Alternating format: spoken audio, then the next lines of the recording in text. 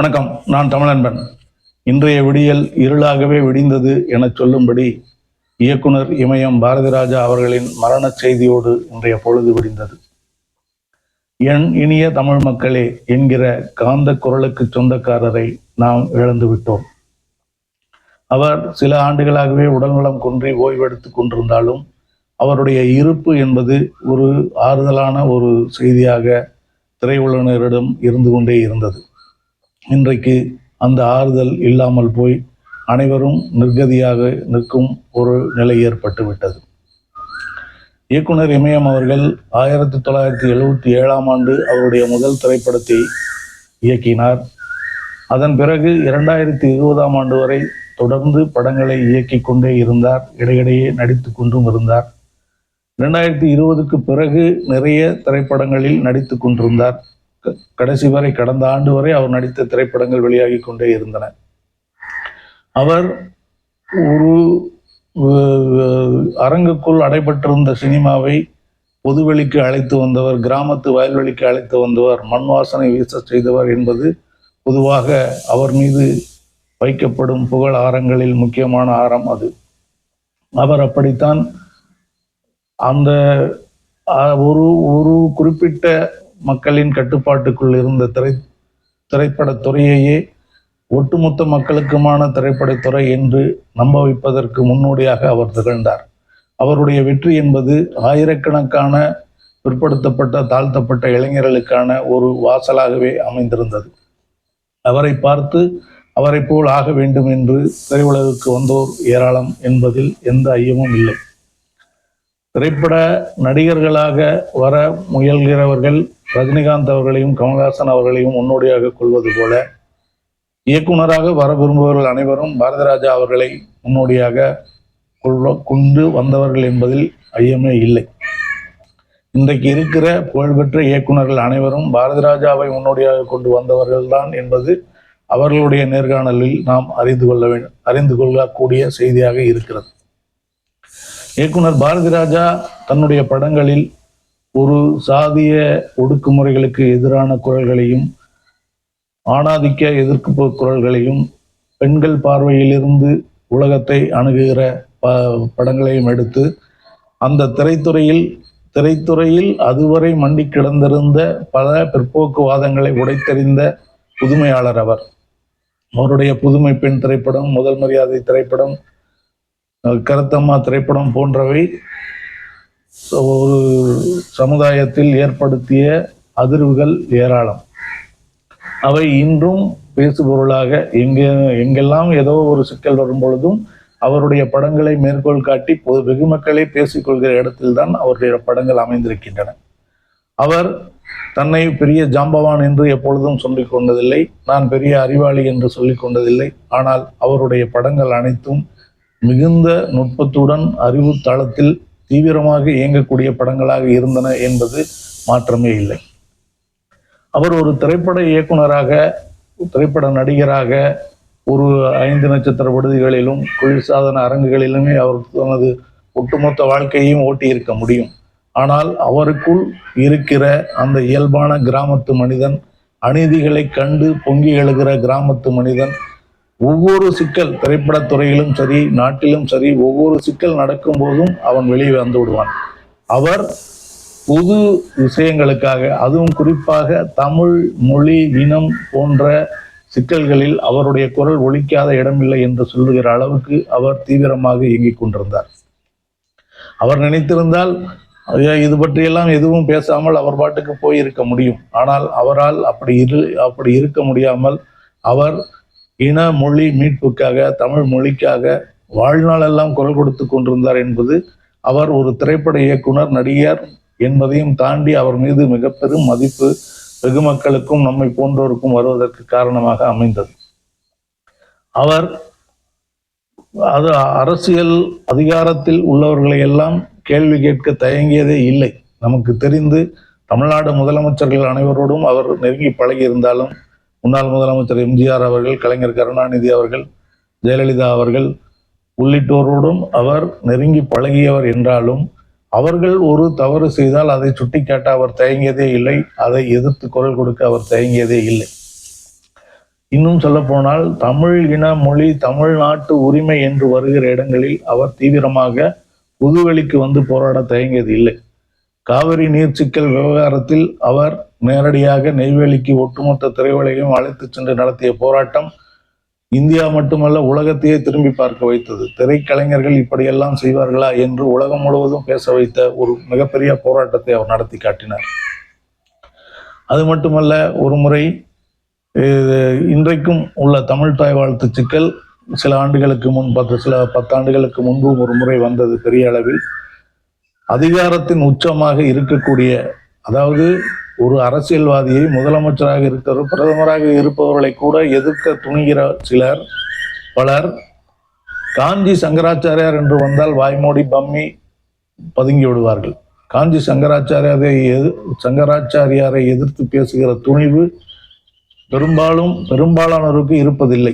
அதிலும் குறிப்பாக பாரதி ராஜா போன்ற பொது வழியில் இயங்கக்கூடிய ஒரு வெகுமக்கள் தலைவராக, வெகுமக்கள் அறியக்கூடிய ஒரு புகழ்பெற்றவராக இருக்கக்கூடியவர்கள் அந்த இடத்திற்கு போகவே மாட்டார்கள்.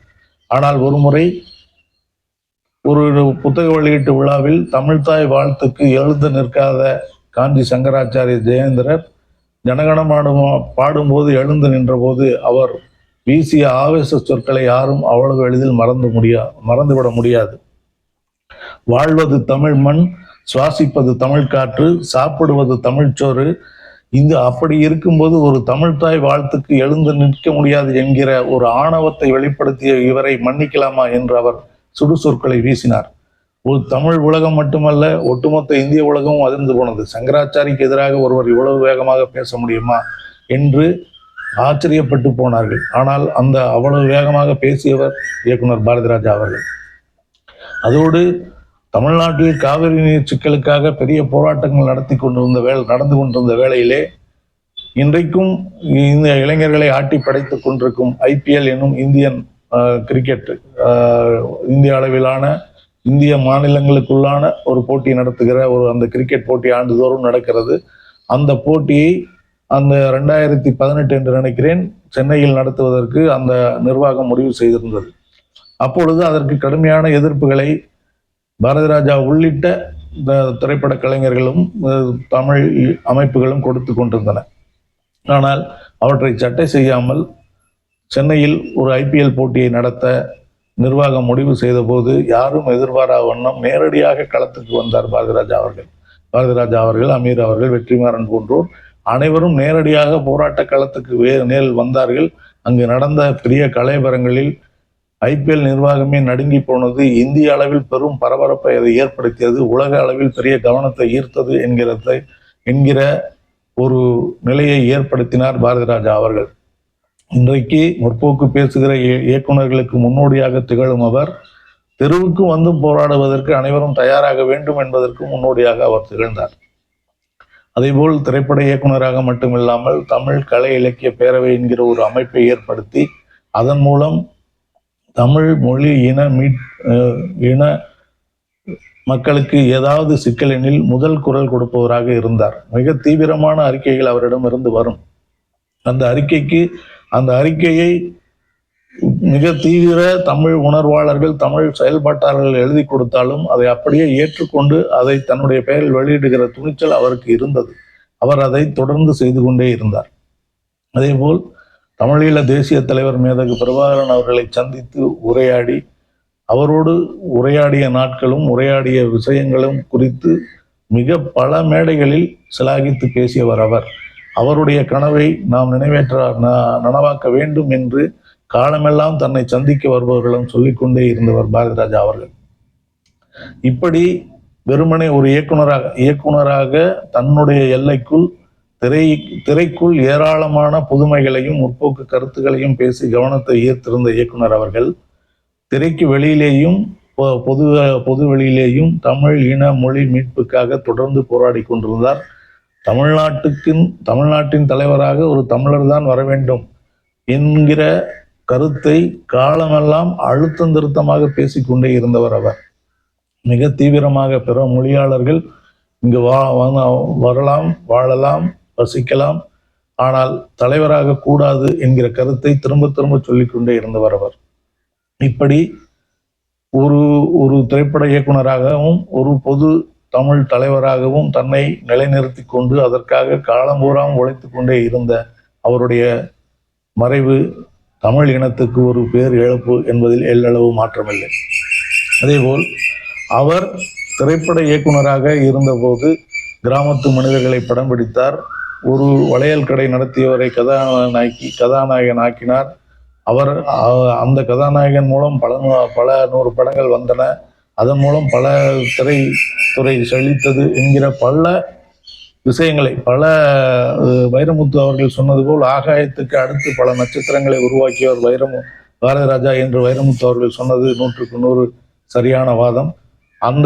அதை செய்தவர் அவர். ஏராளமான நடிகர் நடிகைகளை அறிமுகப்படுத்தி திரையுலகுக்கு பெருமை சேர்த்தவர். அதே சமயம் அரங்குக்குள் இருந்த திரைத்துறையை அரங்குக்கு வெளியே கொண்டு வந்து கிராமத்து வயல்வெளிகளில் பொழுது காடுகளிலும் நடமாட விட்டவர். ஆனால் புதுமைகள் என்று வரும்போது, அதாவது தொழில்நுட்ப ரீதியான புதுமைகள் என்று வரும்போது அவர் அந்த இடத்தில் பின்தங்கியவர் என்றெல்லாம் சிலர் சொல்லக்கூடும். அதாவது திரைத்துறைக்குள் புதிதாக ஒரு ஒளிப்பதிவு கருவி கேமரா வருகிறது என்றாலோ, ஒரு தொழில்நுட்பம் சவுண்ட் டெக்னாலஜி வருகிறது என்றாலும், ஒரு ஃபிலிம் ரோலிலிருந்து டிஜிட்டலுக்கு வருகிறது என்றாலும் அதையெல்லாம் பயன்படுத்தியவர்கள் அவர்தான். கமல் பயன்படுத்தினார், இவர் பயன்படுத்தினார், அவர் பயன்படுத்தினார் என்று சொல்வார்கள். பாரதிராஜா அவர்களுக்கு அந்த தொழில்நுட்பத்திலெல்லாம் ஒரு பெரிய வல்லமை கிடையாது. அவர் இருப்பதை வைத்து தன்னுடைய கருத்துக்களை சொல்லி கிராமத்து படம் எடுத்துக் கொண்டிருந்தார் என்றெல்லாம் சொல்வார்கள். ஆனால் அந்த இடத்திலும் அவர் எவ்வளவு மிகுந்த தொழில்நுட்ப வல்லுநராக இருந்தார் என்பது ஒரு தகவல் மூலம் நான் அறிய வந்தபோது மிகுந்த வியப்பும் மகிழ்ச்சியும் அடைந்தேன். இந்த தகவல் என்னவென்றால், இயக்குனர் பாரதிராஜா அவர்களிடம் பாவலர் அறிவுமதி அண்ணன் அவர்கள் பல படங்களில் துணை இயக்குனராக பணியாற்றியிருக்கிறார். அவருடன் ஏராளமாக நிறைய பழகி இருக்கிறார், அவரோடு வாழ்ந்திருக்கிறார், அவருடன் பயணித்திருக்கிறார், அவருடன் உறங்கி இருக்கிறார், உண்டு இருக்கிறார், எல்லாம் செய்திருக்கிறார். அவரை பற்றி ஏராளமான தகவல்கள் பகிர்ந்து கொண்டிருக்கிறார். அவற்றில் முக்கியமான ஒன்றாக நான் கருதுவதை உங்களுடன் நானும் பகிர்ந்து கொள்கிறேன். இயக்குனர் பாரதிராஜா அவர்கள் நாடோடி தென்றல் என்ற ஒரு படத்தை எடுத்துக் கொண்டிருந்தார். அந்த படத்தில் கார்த்திக், ரஞ்சிதா போன்றோர் நடித்திருந்தார்கள். அந்த படமும் மிக அதனுடைய உருவாக்கத்திற்காகவும் பாடல்களுக்காகவும் பெரிதாக பேசப்பட்ட படம் அந்த படத்தின் படப்பிடிப்பின் போது ஒரு காட்சியில் ஒளிப்பதிவு கருவிக்கு முன்பு திரை முழுக்க காணல் நீர் தெரிய வேண்டும் என்பது இயக்குனருடைய கற்பனையாக இருந்திருக்கிறது. திரை முழுக்க காணல் நீரை தெரிய வைப்பது எப்படி என்கிற குழப்பம் ஒளிப்பதிவாளரிலிருந்து தொழில்நுட்ப கலைஞர்களிலிருந்து அனைவருக்கும் அந்த குழப்பம் இருந்திருக்கிறது. என்ன செய்து காணல் நீரை வரவழைப்பது திரையில் என்பது அனைவருக்கும் புரியாமல் ஒவ்வொருவராக தொடர்பு கொண்டு பேசி ஒளிப்பதிவு கருவி அந்த கேமரா நிபுணர்களிடம் பேசுவது, கேமரா கருவி அந்த நிறுவனங்களிடம் பேசுவது, இது தொடர்பான தொழில்நுட்ப வல்லுநர்களிடம் பேசுவது என்று ஆளாளுக்கு ஒவ்வொரு பக்கம் பேசிக் கொண்டிருந்திருக்கிறார்கள். எல்லோரும் என்னென்னவோ முயற்சி செய்தும் அந்த திரையில் காணல் நீரை கொண்டு வருவது எப்படி என்கிற சூட்சுமத்தை என்கிற ரகசியத்தை யாராலும் கண்டுபிடிக்க முடியவில்லை. இவற்றை எல்லாம் கவனித்தும் கவனிக்காததும் போல் இருந்த இயக்குனர் பாரதிராஜா கடைசியாக ஒரு ஸ்டவ் அடுப்பை கொண்டு வாருங்கள் என்று சொல்லியிருக்கிறார். ஸ்டவ் அடுப்பு என்றால் உங்களுக்கு தெரியும், மண்ணெண்ணெயில் எரியக்கூடியது. மண்ணெண்ணெயை பம்ப் அடித்து அதை பற்ற வைத்தால் எரியும் ஜுவாலை. இன்றைக்கும் கிராமங்களில் அல்ல நகரங்களில் கூட ஆட்டுக்கால் போன்றவற்றை அதில் உள்ள அவற்றை சுத்தம் செய்வதற்காக அந்த ஸ்டவ் அடுப்பை பயன்படுத்தி கொண்டிருப்பார்கள். இன்றைக்கு எல்லா இடத்திலும் எரிவாயு அடுப்பு வந்துவிட்டது. எரிவாயு அடுப்புக்கு முந்தையதாக இருந்தது அந்த மண்ணெண்ணெயில் எரியக்கூடிய ஸ்டவ் அடுப்பு. அந்த ஸ்டவ் அடுப்பை கொண்டு வாருங்கள் என்று சொல்லியிருக்கிறார். எங்கேயோ தேடி பிடித்து அந்த ஸ்டவ் அடுப்பை கொண்டு வந்திருக்கிறார்கள். அந்த ஸ்டவ் அடுப்பில் மண்ணெண்ணெய் ஊற்றி அதை பற்ற வையுங்கள் என்று சொல்லியிருக்கிறார். அதை பற்ற வைத்து கேமராவுக்கு சற்று முன்னால் அந்த அடுப்பை வைத்திருக்கிறார்கள் கீழே. அந்த அடுப்பிலிருந்து வருகிற ஜுவாலை இருக்கிறது அல்லவா, அந்த ஜுவாலையிலிருந்து ஒரு கதிர்கள் அது ஒரு கட்டத்தில் எரிந்ததற்கு மேல் ஒரு வாயுவாக மாறி அப்படியே பரவும். அதை பார்த்தவர்களுக்கு நன்றாக தெரியும்.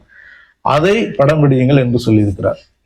அந்த மாதிரி அந்த காற்று படம் பிடித்து பார்த்தபோது யாரும் எதிர்பாராத வண்ணம் திரை முழுக்க காணல் நீர் ஓடுவது போல் மிக அற்புதமாக பதிவாகியிருந்தது. அனைவரும் மூக்கில் மீது விரல் வைத்து வியந்து இயக்குனர் இமயத்தை பாராட்டினார்கள் என்பது அறிவுமதி அண்ணன் அவர்கள் என்னிடம் பகிர்ந்து கொண்ட ஒரு தகவல். இந்த தகவலை கேட்கும்போது இயக்குனர் அவர்கள் ஒரு கருத்தியல் ரீதியாக முற்போக்காளராக இருக்கிறார். ஒரு ஒரு கிராமத்து மனிதனாக, ஒரு முரட்டு மனிதராக, அநீதி கண்டு பொங்குகிற மனிதராக இருக்கிறார். அவர் ஏற்கனவே இருக்கிற தொழில்நுட்பங்கள் அந்த திரைப்படத்துறையில் இருப்பவற்றை பயன்படுத்தி தன்னுடைய படங்களை எடுத்தார் என்று சொல்லப்படுகிற செய்திகளுக்கு மாறாக, ஒரு திரையில் தான் கற்பனையில் எழுதிய ஒரு எழுத்து திரையில் காட்சியாக விரிவதற்கு என்ன செய்ய வேண்டும் என்கிற சிந்திக்கிற மனிதராக இருந்திருக்கிறார். சிந்தித்து அதற்கான விடையையும் அவர் கண்டிருக்கிறார். யாருக்கும் தெரியாத விடை என்பது, அதாவது ஒரு படப்பிடிப்பு தளத்தில் சுமார் 100லிருந்து 200 பேர் வரை இருப்பார்கள். அதில் தொழில்நுட்ப வல்லுநர்கள் என்று 20-30 பேர் இருப்பார்கள். அவர்களுக்கெல்லாம் தெரியாத ஒரு செய்தி இயக்குனர் அவர்களுக்கு தெரிந்தது. அப்படி தெரிந்து அவர் சொன்னதை செய்து அந்த காட்சி படமானது என்று அண்ணன் அறிவுமதி அவர்கள் சொன்னபோது நான் உண்மையிலேயே வியந்து போனேன். இன்றைய நாள், இன்றைக்கு அந்த மனிதர் மறைந்து விட்டார். அவருடைய நினைவுகளை ஆளாளுக்கு போற்றிக் கொண்டு அவரவருக்கு தெரிந்த விஷயங்களை பகிர்ந்து கொண்டிருக்கிறார்கள். நான் அவருடன் அதிகமாக பழகியதில்லை. ஒரு சில சந்திப்புகள், சில உரையாடல்கள் இது நடந்திருக்கின்றன. அவற்றை வெளிப்படுத்த முடியாது, கூடாது. அதே நேரம் இந்த செய்தி என் மனதில் எப்பொழுதும் ஆழமாக பதிந்திருந்த இந்த செய்தியை இந்த நேரத்தில் உங்களுக்கு தெரியப்படுத்தி அவருக்கு நம்முடைய வீர வணக்கத்தை தெரிவித்துக் கொள்கிறோம். நன்றி, வணக்கம்.